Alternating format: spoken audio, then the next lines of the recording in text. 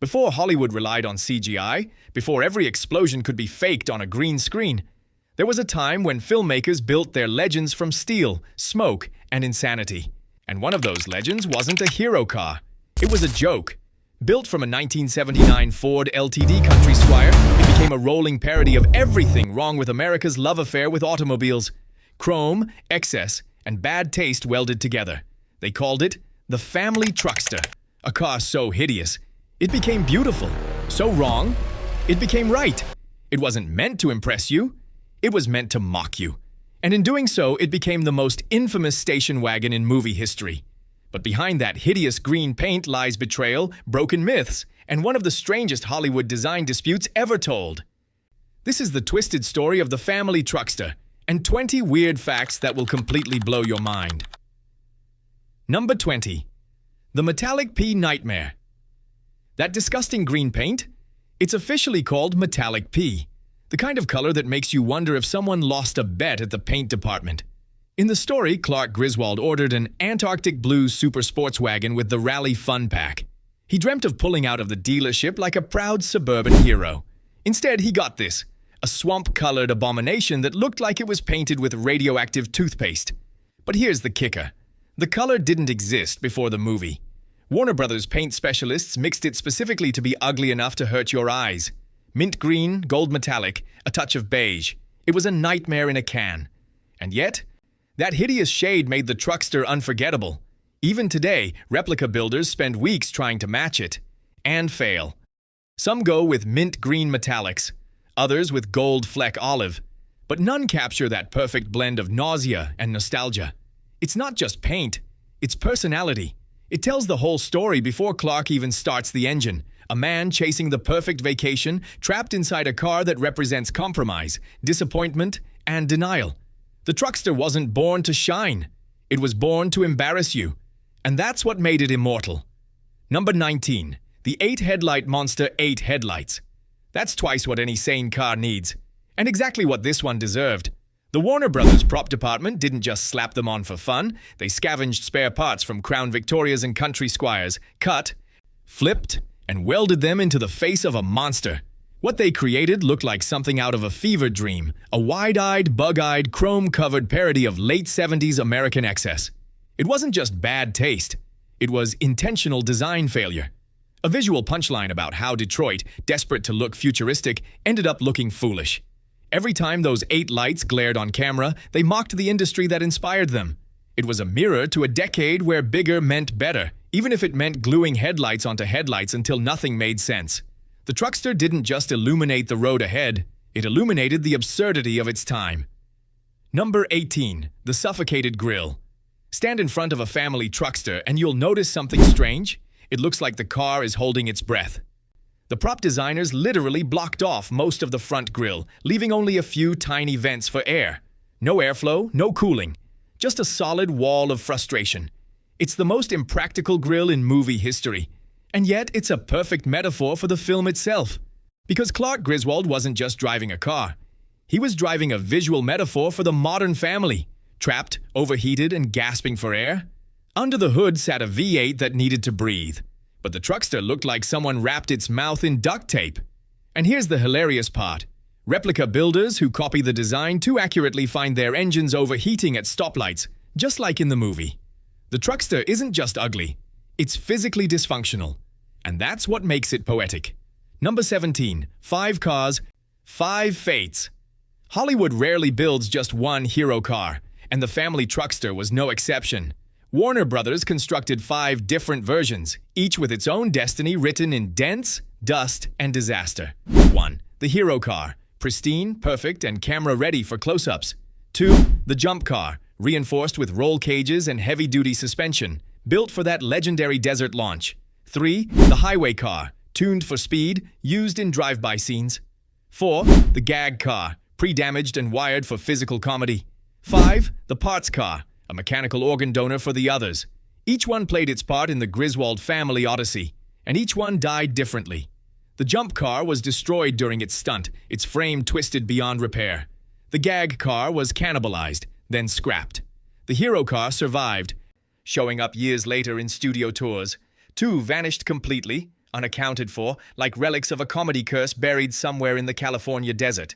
Collectors still hunt for them, scouring junkyards and barns, chasing whispers of rusted green wagons. Because finding a real truckster today is like finding the holy grail of ugly. Number 16. The Barris Mystery. Who really designed the family truckster? That question has haunted Hollywood car culture for decades. Ask one side and they'll tell you it was George Barris, the legendary builder behind the 1966 Batmobile and the Munsters coach. Ask another, and they'll swear Barris had nothing to do with it. Barris himself claimed the credit in interviews and even in his autobiography. But Warner Brothers, studio records, and crew members say the in-house transportation team designed and built the car themselves. So, who's telling the truth? Most historians believe Barris may have pitched an early sketch that got rejected, then claimed ownership later. Something he was known to do with famous Hollywood cars. Either way, what matters is this. The truckster wasn't designed by mistake. It was designed to offend. Every wrong proportion, every extra light, every mismatched panel. Deliberate. A parody so convincing that people still argue over who's responsible for its creation. But maybe that's the beauty of it. Because in the end, no one wants to admit they designed the ugliest car in movie history. The family truckster wasn't just a car. It was a weapon, aimed at everything fake about the American dream. A joke that outlived the punchline. And as you'll see, the story only gets stranger from here. Number 15. The wagon that outsold itself. When National Lampoon's Vacation rolled into theaters in 1983, no one expected a boxy green station wagon to upstage the stars. But that's exactly what happened. The family truckster was supposed to be a punchline, a rolling insult to American car design. Yet when the credits rolled, people didn't just laugh at it, they recognized it. That ridiculous shape, the fake wood siding, the smell of vinyl and despair. It looked like the car in their driveway. And suddenly, audiences who came to laugh left the theater wondering if the joke had been on them. Within months, Ford dealers across the country reported something odd. Customers walked in asking, "Do you have that wagon from the Chevy Chase movie?" They didn't know its real name. They didn't care. They wanted the feeling, the absurd pride of Clark Griswold in his ugly masterpiece. No truckster edition ever existed, but country squire sales quietly jumped. Hollywood satire had become Detroit's marketing campaign. And that's the irony. The car built to mock consumerism ended up fueling it. America had turned the mirror on itself and smiled back. Number 14. Clark's Engine of Delusion. Lift the hood of the truckster, and you'll find a 400 cubic inch Ford V8. It looked powerful. It wasn't.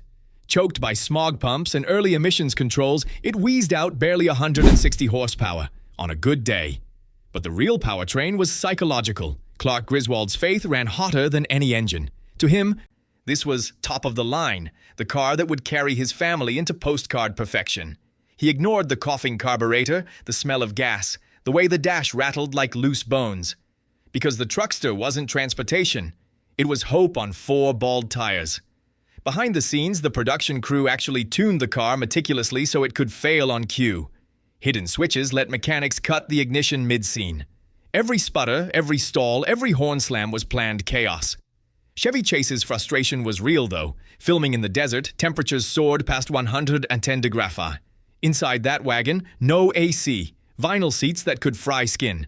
And yet the cameras kept rolling. That boiling discomfort bled into the performance, turning every meltdown into comic perfection. The truckster may have been a mechanical joke, but it powered one of the most authentic portraits of middle-class madness ever filmed.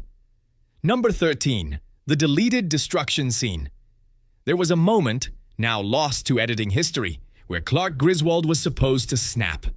In the original script, after everything went wrong, the wrong turns, the deaths, the disasters, he finally pulled over outside Wally World, doused the truckster in gasoline, and struck a match.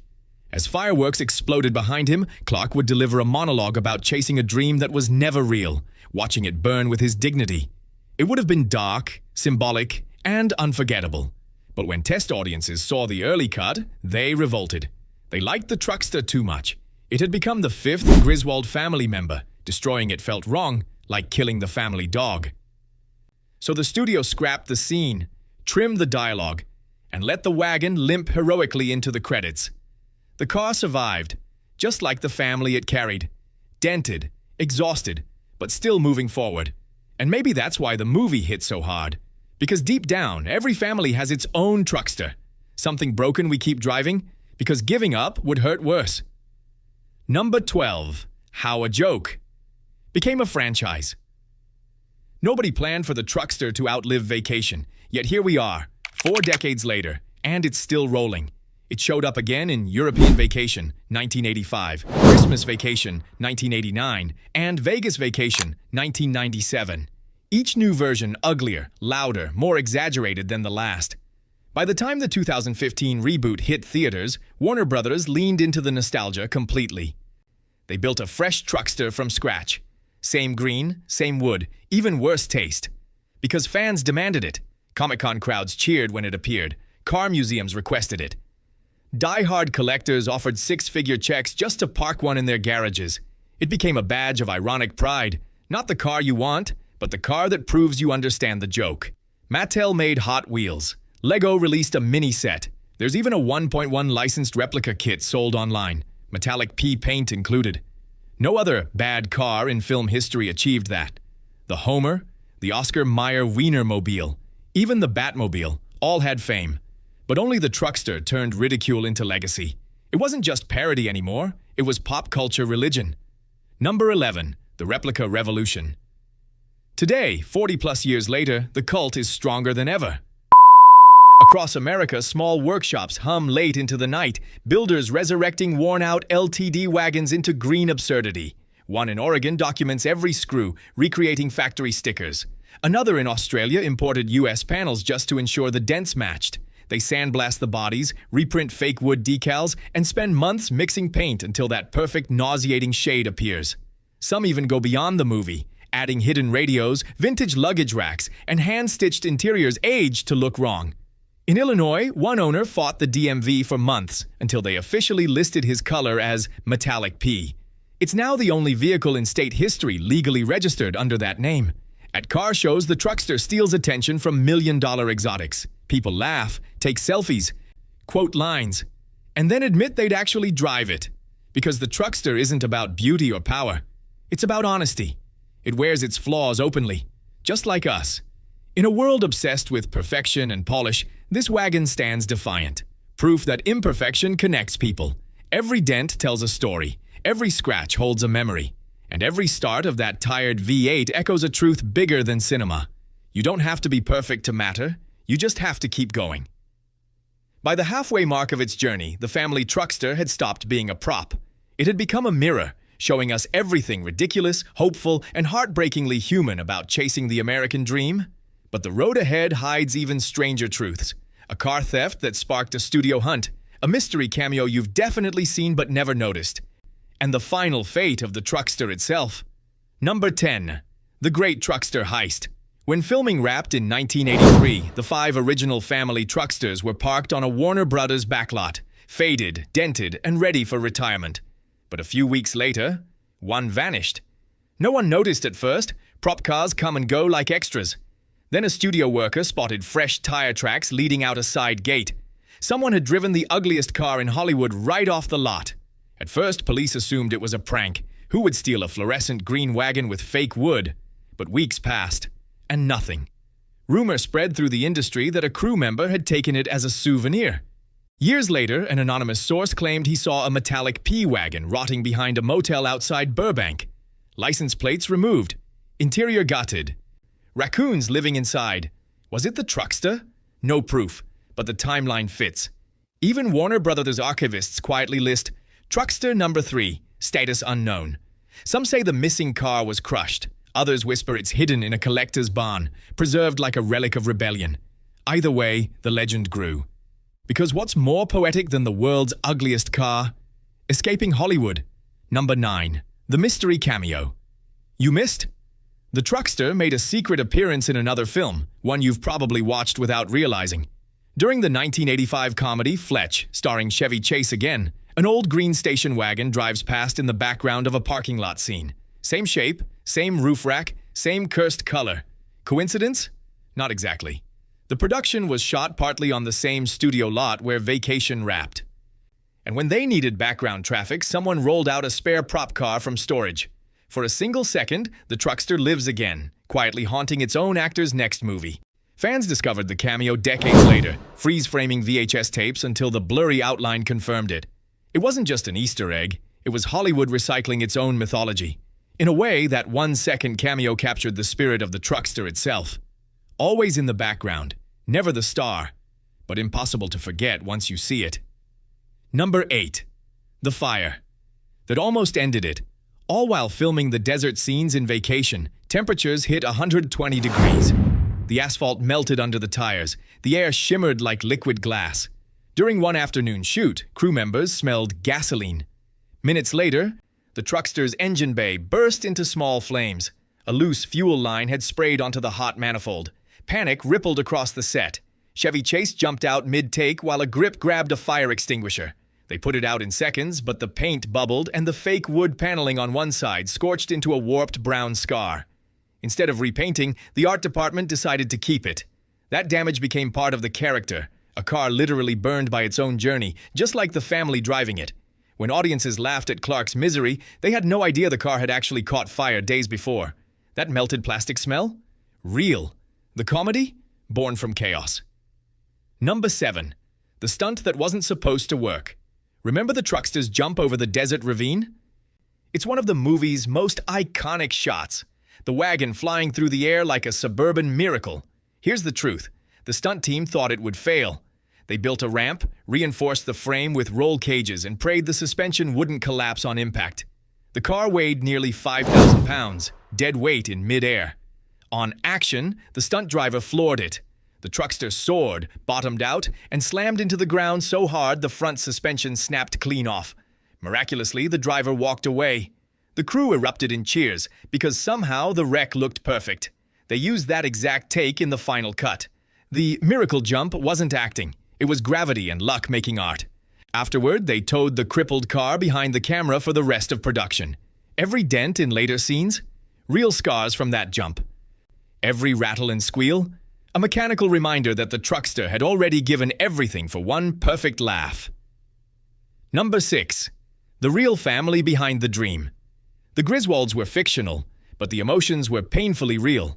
John Hughes, who wrote Vacation, based the story on his own childhood road trips from Illinois to theme parks. He remembered sweaty vinyl seats, broken radios, and parents who argued while pretending everything was fine. When he described the car in his original script, he called it a station wagon that looked like a cruel practical joke. Director Harold Ramis took that literally. So the truckster became more than a prop. It became a confession. Every parent who's ever forced a smile on a family vacation saw themselves in Clark. Every kid who sat in the back seat, counting endless miles, saw the truckster's tailgate as a prison door. And that's why it worked. Because beneath the absurd paint and wood panels, it carried something universal. The weight of good intentions. It's not a story about a car breaking down. It's a story about people doing the same, but refusing to quit. By this point in its strange journey, the family truckster had transformed from prop to prophecy. A steel and chrome sermon about family, frustration, and faith. But the final act holds the strangest truths yet. The lawsuit that almost erased it. The one man who resurrected it for real. And the mystery of where the last surviving truckster lives today. Number 5. The fuel filler disaster. Every great design has a flaw. But the family truckster, it was built entirely from flaws, and none was more ridiculous than its fuel filler. The prop team deliberately relocated it to the most awkward possible place, hidden behind the fake wood paneling, just high enough that Chevy Chase had to twist, reach, and nearly dislocate a shoulder every time he filled up. This wasn't an accident. It was a parody of a real 1970s trend, when American automakers competed to hide fuel doors in the most inconvenient spots imaginable, behind taillights, under license plates, inside bumpers, a metaphor for how complicated simple things had become. During shooting, the joke turned real. Crew members often forgot where the filler was, and one poor driver spent 20 minutes circling a California gas station, hunched over, searching for it like buried treasure. Locals laughed. They had no idea they were watching Hollywood history trying to refuel itself. And maybe that's the point. The truckster was a comedy born from the very frustration it mocked. A rolling punchline that always made its own joke come true. Number 4. Too many turn signals. If you ever see a truckster at night, you'll understand why one highway officer called it a mobile Christmas tree on LSD. There weren't just turn signals on the fenders. They were everywhere. Mirrors, door handles, even embedded in fake wood panels. The prop team wired so many redundant lights that the car's electrical system nearly fried. Relays clicked like Morse code every time Clark tried to indicate a turn. Why go through that trouble? To satirize the American obsession with safety features that made cars less safe. A dig at an era when manufacturers bragged about innovation, even if it blinded you in the rear-view mirror. During one night shoot, a California highway patrol officer actually pulled over the truckster between takes, not for speeding, but because he wanted to ask, "What in God's name is that thing?" When they told him it was for a comedy movie, he burst out laughing and said, "Well, you picked the ugliest car in America." That unscripted quote made its way into the studio hallways, a badge of honor for the prop team. Because when even the cops agree your car looks like a crime, you've nailed your design brief. Number 3. The Desert of Death. By the time the Griswolds hit the desert, the truckster looked like it had survived a war. That wasn't makeup. It had. 3 different cars portrayed its descent into chaos. The first was pristine, showroom perfect. The second, weathered and sun-faded. The third, a sacrificial lamb. The crew destroyed it layer by layer, scratching paint, bending bumpers, smashing panels with rubber hammers until it looked like the road itself wanted to kill it. They used movie magic and misery, real sandstorms, engine overheating, and tires melting on asphalt so hot you could fry breakfast. The art team rubbed Fuller's earth and oil into the cracks for realistic grime, and glued real dead bugs to the grill, collected from exterminators. Yes, real insects for realism. In the famous bumper falls off scene, they filmed 5 takes. Each time, the bumper dropped too early or too late. Until finally, on take 6, it tore loose at the perfect second. That's the shot they used. The result wasn't just physical damage, it was emotional. You could feel the exhaustion in every dent and speck of dust. By the end, the truckster wasn't a prop anymore. It was a survivor. Number 2. The chicken commercial comeback. 40 years later, the unthinkable happened. Chevy Chase, now in his 70s, slipped back behind that same ugly green wheel. Not for a sequel, but for fried chicken. Raising Cane's, the fast food chain, commissioned a commercial that reunited Clark Griswold and the family truckster. Only this time, the car wasn't a studio leftover. It was the Volo Auto Museum's replica, the most accurate recreation ever built, handcrafted to match the 1983 original down to every misaligned wood panel. When Chase saw it for the first time, witnesses say he froze. He ran his fingers along the fake chrome, laughed, and muttered, "God, I thought I was done with this thing." Filming took place in Southern California, not far from where the original road trip scenes were shot. Between takes, fans spotted the car and crowded around it like a holy relic. Chevy Chase waved, and for a few hours, it was 1983 again. Crew members swore the energy on set was surreal. The smell of dust, the glare of sunlight, the same laughter echoing through decades. It proved something powerful. Comedy doesn't age when it's honest. And the truckster? Still the ugliest, funniest icon on 4 wheels. Number 1. When replicas outshine legends. Here's the ultimate irony. The replicas are now worth more than the originals. The real movie cars were thrown together fast, filled with Bondo, pop rivets, and studio shortcuts. They were props meant to die on camera. But modern builders like Mark Webb turned the joke into craftsmanship. They spent years engineering trucksters that actually work. Sturdy frames, LED-lit 8 headlight systems, custom mixed metallic P-paint that won't fade, and air conditioning that won't melt your passengers. One collector who already owned an authentic screen-used truckster paid $120,000 for a replica because the original was a relic to preserve.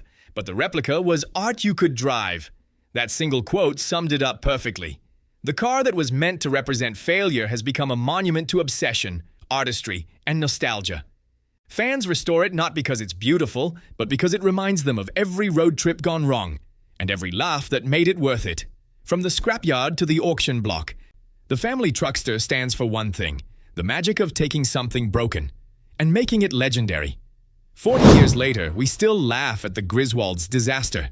We still quote the lines, hum the song, and grin when we see that metallic pea-green nightmare in a museum.